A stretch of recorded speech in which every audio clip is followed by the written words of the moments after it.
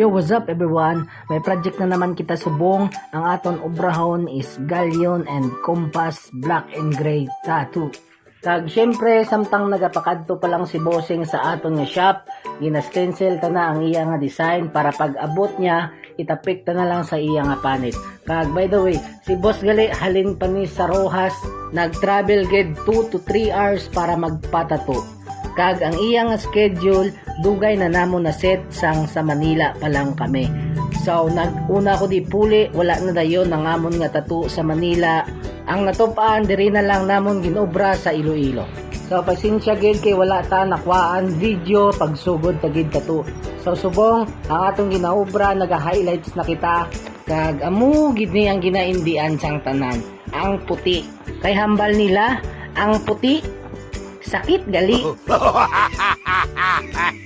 Pero si boss daw sa wala lang.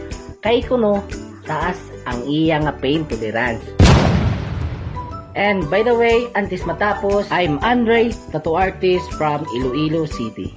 Kag sa mga taga Iloilo da, respect the old, support the new.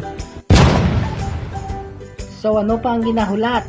Ari na ang aton nga finished product. Total of 4 hours tattoo session. So kung wala ka pa naka-follow, please click this follow button. Kag kung pwede ka man ka-comment sa comment section, then pa-share na lang sa ating video. So hasta na lang kita diri. Madamo nga salamat.